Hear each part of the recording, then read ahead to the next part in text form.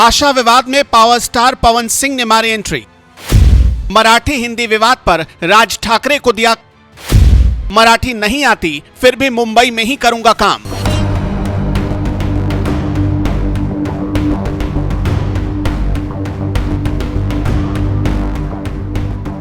भाषा से पेट नहीं भरता, ये नेता भी जानते हैं, फिर भी चुनावी मौसम में भाषाई बम फेंक जाते हैं, क्योंकि यहाँ न मराठी अस्मिता की बात है, न ही मराठी भाषा के सम्मान की।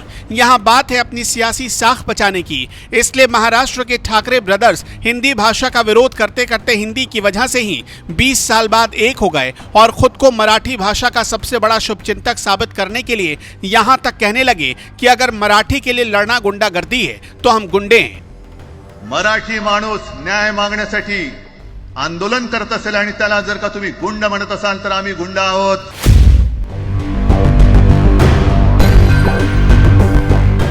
तो वहीं उनके समर्थकों ने हिंदी बोलने वाले यूपी बिहार के लोगों को मारना पीटना शुरू कर दिया। लेकिन अब यही हरकत ठाकरे ब्रदर्स को भारी पड़ रहा है, क्योंकि एक तरफ जहां देश भर में ठाकरे ब्रदर्स की फजीहत हो रही है, वहीं दूसरी तरफ भोजपुरी सिनेमा के पावर स्टार कहे जाने वाले पवन सिंह ने भी उन्हें चैलेंज दे दिया है कि मुझे मराठी नहीं आती फिर भी मैं मुंबई में ही काम करूंगा।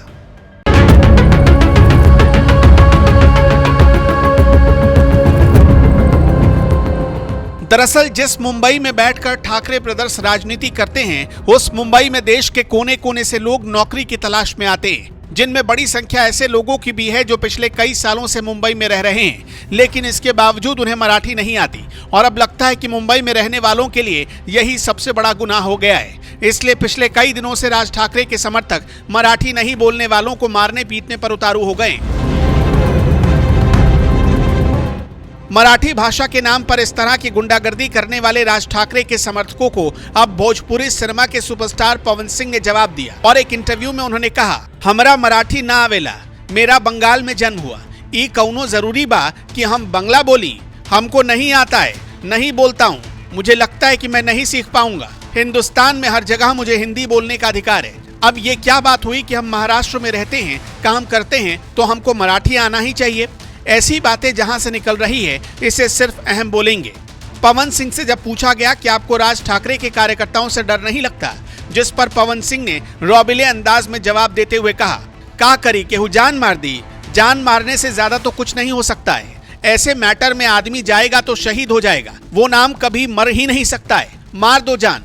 लेकिन मराठी नहीं आती है, नहीं बोलूंगा, और मैं वहां काम भी करता हूं और आगे भी करूंगा।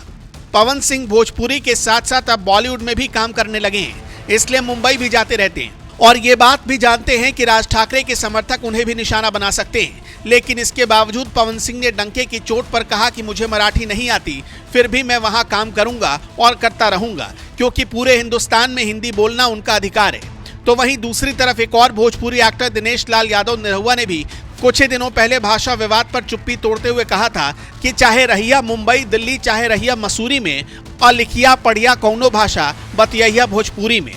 मैं यही कहूंगा कि चाहे रहिया मुंबई दिल्ली,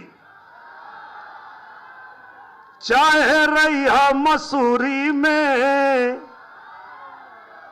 लिखिया पढ़िया कौनो भाषा, बतिया भोजपुरी में।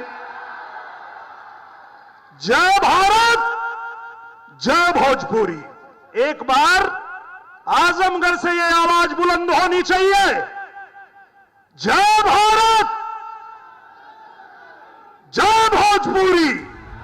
भोजपुरी सिनेमा का दायरा अब यूपी बिहार तक ही सीमित नहीं रहा, बॉलीवुड तक भोजपुरी सिनेमा दस्तक दे चुका है। पवन सिंह, खेसारी लाल यादव, दिनेश लाल यादव जैसे तमाम बड़े कलाकार मुंबई में भी काम करते रहे हैं। और सबसे बड़ी बात यह कि इन कलाकारों को मराठी नहीं आती, लेकिन इसके बावजूद मुंबई में काम करते हैं और डंके की चोट पर काम करते रहेंगे, क्योंकि मुंबई सिर्फ ठाकरे परिवार की नहीं, पूरे देश की जान है, जहां कोई भी कभी भी आ सकता है, रह सकता है और कोई भी भाषा बोल सकता है। जरूरी नहीं कि उसे मराठी ही आती हो।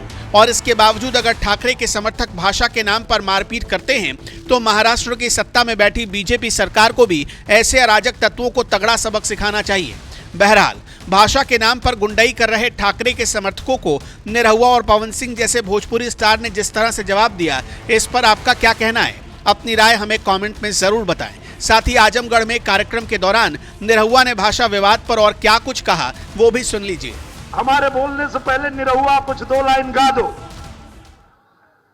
तो निरहुआ एक भोजपुरी कलाकार है पूज्य महाराज जी, और आपके आशीर्वाद से हम अपने भोजपुरी भाषा के लिए काम करते हैं। और जो लोग भोजपुरी भाषा बोलते हैं उनकी एक खासियत होती है कि भोजपुरिया जवान नहीं सहेला गुमान, बाई बतिया के गावे गावे हाला, निरहुआ रिक्शा वाला, निरहुआ रिक्शा वाला, निरहुआ रिक्शा वाला, निरहुआ रिक्शा वाला।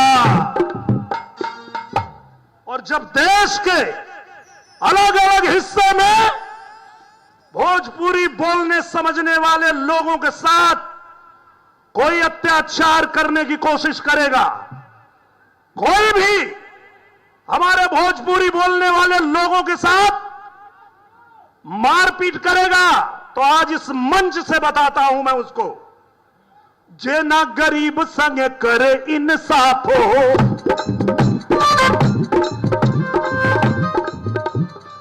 ए भैया रही ले हम करे खिलाफ हो। आपको पता है आजमगढ़ में मुझे चुनाव लड़ने की जरूरत क्यों पड़ी? क्योंकि यही परिवारवादी वाले लोग जो आजमगढ़ में आकर के और यहां नौटंकी करते हैं कि हम यहां पीडीए बना रहे हैं। पीडीए का फुल फॉर्म मालूम है आप लोगों को? पारिवारिक डकैत अलायंस। ये परिवारवादी लोग जो पूर्वांचल को हमेशा नेग्लेक्ट किए, पूर्वांचल के लिए कभी कुछ किया नहीं, आज पूज्य योगी आदित्यनाथ महाराज जी के शासनकाल में पूरा उत्तर प्रदेश तो उत्तम प्रदेश बन ही रहा है। मेरा उत्तर प्रदेश नंबर 1 राज्य तो बन ही रहा है, साथ में मेरा आजमगढ़ भी चमक रहा है, मेरा पूर्वांचल भी चमक रहा है। पूर्वांचल एक्सप्रेसवे से आजमगढ़ को जोड़ के आज पूज्य महाराज जी ने पूर्वांचल का भाग्य बदल दिया है। हर क्षेत्र में, शिक्षा के क्षेत्र में देख लीजिए, चाहे आप कनेक्टिविटी देख लीजिए, और अब तो पूज्य महाराज जी ने उत्तर प्रदेश को रोजगार का हब भी बना दिया है। अब किसी को जरूरत नहीं है अपना घर परिवार छोड़ के कहीं और जाने की। हमारे उत्तर प्रदेश में पूज्य महाराज जी ने उद्योग धंधे लगाने शुरू कर दिए। आपके बाल बच्चों के भविष्य के लिए उत्तर प्रदेश को उत्तम प्रदेश बनाया है पूज्य महाराज जी ने। तो धन्यवाद तो बनता है। आप सब जोरदार ताली से पूज्य महाराज जी का धन्यवाद दीजिए कि ऐसे पूज्य महाराज जी ने उत्तर प्रदेश को ऐसा बना दिया है कि कहीं भी जाता हूं बड़े गर्व से कहता हूं कि देवता भी आते जहां साधु के भेष में, देवता भी आते। यही उत्तर प्रदेश है, यही आजमगढ़ की धरती है। देवता भी आते जहां साधु के भेष में, आप भी पधारो कभी उत्तर प्रदेश में, आप भी तो आओ मेरे उत्तर प्रदेश में। क्यों? अवध में राम जन्मे, मथुरा में कान्हा, जहां जन्मी सीता मैया, धाम जहां जन्मी राधा मैया, धाम बरसाना। गए ना आप लोग मथुरा, अयोध्या, काशी? ये वो धरती है जब भगवान को भी जन्म लेना होता है तो इसी धरती पे जन्म लेते हैं।